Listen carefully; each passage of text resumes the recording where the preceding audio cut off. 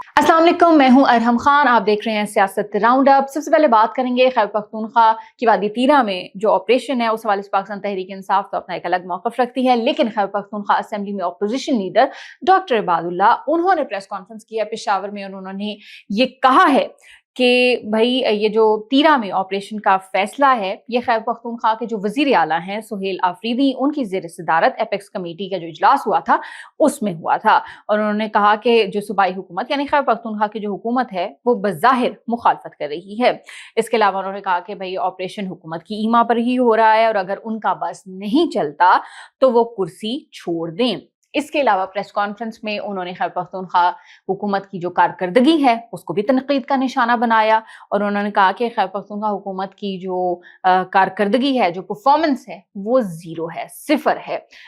लगभग पाकिस्तान तहरीक इंसाफ की 12-13 साल से हुकूमत तो है खैबर पख्तूनख्वा में, लेकिन उनकी जो परफॉर्मेंस है वो बिल्कुल अच्छी नहीं है। इसके अलावा उन्होंने कहा कि सूबाई हुकूमत की सूबे के जो अवाम हैं उनके मसाइल के ऊपर भी कोई तवज्जो नहीं है और सिर्फ वो अपनी मफाद के लिए ही सब कुछ कर रहे हैं और हुकूमत भी उसी वजह से हो रही है। और उन्होंने ये भी कहा कि सूबे में करप्शन की भरमार हो चुकी है और इसके अलावा सूबे में कुछ नहीं है, कोई तरक्याती काम नहीं हुआ। वहां पे उसकी परफॉर्मेंस का तो मैंने बता ही दिया। उन्होंने कहा है कि भाई उनकी कोई परफॉर्मेंस नहीं है, ज़ीरो उनकी परफॉर्मेंस रही है।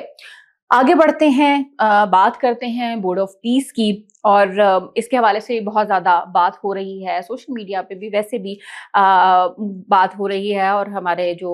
वज़ीर आज़म हैं शहबाज शरीफ, उन्होंने जो अमरीकी सदर डोनाल्ड ट्रंप थी, उन्होंने जो दावत दी थी बोर्ड ऑफ पीस के लिए, तो हमारे वज़ीर आज़म वहाँ पर गए हैं और वहाँ पर सिग्नेटरी भी हो चुके हैं। अब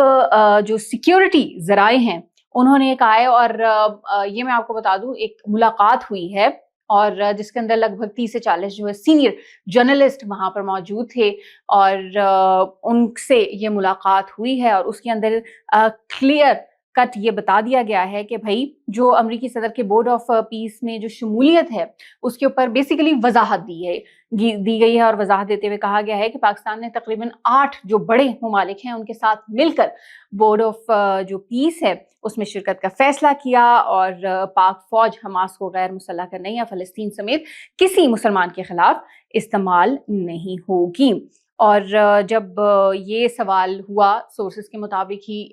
जो खबरें हमने भी पढ़ी हैं, देखी हैं और जो वहाँ पर सहाफ़ी गए उन्होंने भी जो रिपोर्ट किया है उसके अंदर यही कहा गया कि जब सवाल हुआ कि भाई इसको डिस्कस क्यों नहीं किया गया पार्लियामेंट में या वहाँ पर, तो उन्होंने कहा कि भाई ये तो मौजूदा जो हुकूमत है उसका ही स्वाबदीद है, उसी का फैसला वो कर सकती है कि भाई इसको डिस्कस करना है या नहीं। लेकिन ये वजाहत ज़रूर दे दी गई है कि जो बोर्ड ऑफ पीस है उसके अंदर जो शमूलियत का फैसला था वो कई जो बड़े ममालिक हैं उनके साथ मुशावरत के साथ मिलकर ये किया गया कि भाई आपने वहाँ पर शिरकत करनी है या नहीं, और क्लैरिटी भी दे दी गई है कि भाई ये किसी भी मुसलमान के खिलाफ ये चीज़ इस्तेमाल नहीं होगी। आगे बढ़ते हैं, कुछ मौसम की बात करते हैं। मौसम बहुत ज़्यादा शदीद सर्द हो चुका है, मुल्क के मुख्तलिफ इलाकों में बारिश भी हो रही है, बर्फ़बारी भी हो रही है और जो महकमे मौसमियात हैं उन्होंने संडे से ट्यूसडे तक एक और जो है ना वो ताकतवर स्पेल की पेशगोई भी की है और यही कहा जा रहा है कि 25 जनवरी को मगरबी हवाओं का जो एक नया सिलसिला है वो मुल्क के मगरबी इलाकों में दाखिल होने का इम्कान है और 25 और 26 जनवरी को सिंध और बलूचिस्तान में बारिश और अलाई इलाके और पहाड़ों पर बर्फबारी भी होगी, जबकि 26 से 27 जनवरी के दौरान गिलगित बल्तिस्तान, कश्मीर और खैबर पख्तूनख्वा में बारिश और बर्फबारी का इम्कान है। इसके अलावा मरी, गिलियात और इस्लामाबाद में भी जो मुख्तलिफ इलाके हैं पंजाब के, उधर भी बारिश और बर्फबारी हो सकती है। मरी में भी तकरीबन 12-13 इंच जो है ना वो बर्फ पड़ चुकी है और वहाँ पर अब सयाहों का जो दाखिला है उसके ऊपर पाबंदी भी लगा दी गई है। और हम देख रहे हैं कि बहुत ज़्यादा ऐसी वीडियोस भी आ रही हैं कि लोग फिर भी कोशिश कर रहे हैं कि जहाँ पर बर्फबारी हो रही है वहाँ पर जाएं, और जबकि वहाँ पर जो इमदादी कार्रवाइयाँ हो रही हैं, ऑलरेडी लोग वहाँ पे बहुत ज़्यादा फंस गए हैं क्योंकि कई जगहों पे तो बहुत ज़्यादा बर्फबारी हो चुकी है ना, तो वहाँ पर फिर अगर आप जाएंगे तो ऑब्वियसली वो आपके लिए भी परेशानी होगी और जो वहाँ पर लोग मौजूद हैं, जो अमला मौजूद है, उनके लिए भी बहुत ज़्यादा परेशानी होगी। तो मुसाफिरों के लिए बहुत ज़्यादा एहतियात करने की ज़रूरत है कि भाई बर्फबारी इंजॉय करें, लेकिन आपकी जो ज़िंदगी है वो बहुत ज़्यादा अहम है, वो आपके घर वालों के लिए बड़ी प्यारी है, तो अपनी ज़िंदगियों को जो है ना वो प्लीज़ इस तरह के मुश्किल रास्तों पर ना डालें। और जो पुलिस भी कह रही है اور بار بار حکومت بھی کہہ رہی ہے اور محکمہ موسمیات بھی یہ کہہ رہی ہے کہ پلیز آپ گھروں میں رہیں، غیر ضروری جو سفر ہے اس سے تھوڑا سا گریز کریں، سوچ سمجھ کے سفر سے باہر نکلیں. پہلے بھی بہت سارے ایسے انسیڈنٹس ہو چکے ہیں اور بہت قیمتی جانیں جو ہے نا وہ اس تمام تر چیزوں میں جا چکی ہیں. تو پلیز برف باری تو ہو رہی ہے، اچھی بھی لگتی ہے، سب کو دل بھی چاہتا ہے کہ آپ باہر جائیں، لیکن بہت ساری ایسی ویڈیوز آ رہی ہیں جس کے اندر لوگ غصہ کریں کہ بھائی ہمیں مری کی طرف نہیں جانے دے رہے، آگے کی طرف نہیں جانے دے رہے. وہ بھی کیا کریں، وہ بھی مجبور ہیں کیونکہ ایک ایک گاڑی کو آپ ویڈیوز دیکھیں نا تو وہ بیلچے سے اتنی زیادہ برف ان کو نکالنی پڑ رہی ہوتی ہے کہ وہ خود بھی بیچارے پریشان ہوتے ہیں، اور ایک گاڑی پھنستی ہے اس کے ساتھ دوسری پھر تیسری، اور وہاں پر زندگی جو ہے وہ رسک پہ آ جاتی ہے. تو احتیاط کریں. اور جو پنجاب گورنمنٹ ہے، عظمہ بخاری، انہوں نے بھی لوگوں سے اپیل کی ہے کہ پلیز آپ لوگ تھوڑا سا احتیاط کریں. اور چترال میں ایک انفارچونیٹ ایک واقعہ بھی پیش آیا ہے، اس کا ذکر کرتے ہیں کہ جو برفانی تودہ ہے وہ گھر پر گرا اور 9 جو لوگ ہیں وہ ان کی ڈیتھ ہو گئی اس کے اندر، اور ایک بچہ جو ہے وہ زخمی ہے. 4 خواتین تھیں اور 5 جو مرد تھے. وہ برفانی تودہ جو گھر پہ گرا اس کے اندر وہ جاں بحق ہو گئے اور ان کی جو لاشیں ہیں وہ نکال لی گئی ہیں. تو یہ جو ایڈوائزری آ رہی ہے محکمہ موسمیات کی طرف سے، جب بھی آپ باہر نکلیں، سفر کے لیے نکلیں، تو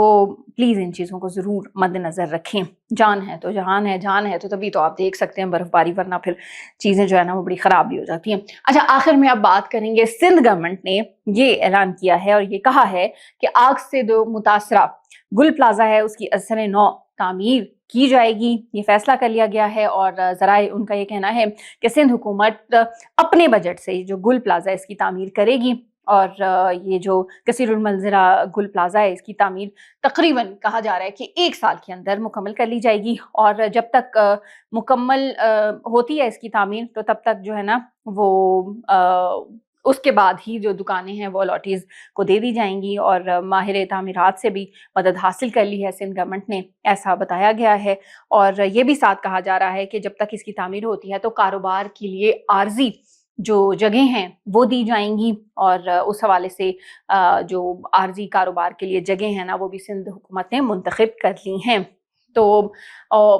ایک جو سانحہ گزرا ہے اس کے اوپر سندھ حکومت کو چاہیے، تو جس طرح سے انہوں نے انکوائری بھی اس کے اوپر کنڈکٹ کر رہے ہیں، باتیں بہت بڑی بڑی ہو رہی ہیں، امدادی رقوم کی بھی بات ہو رہی ہے اور بھی بہت ساری باتیں ہو رہی ہیں، لیکن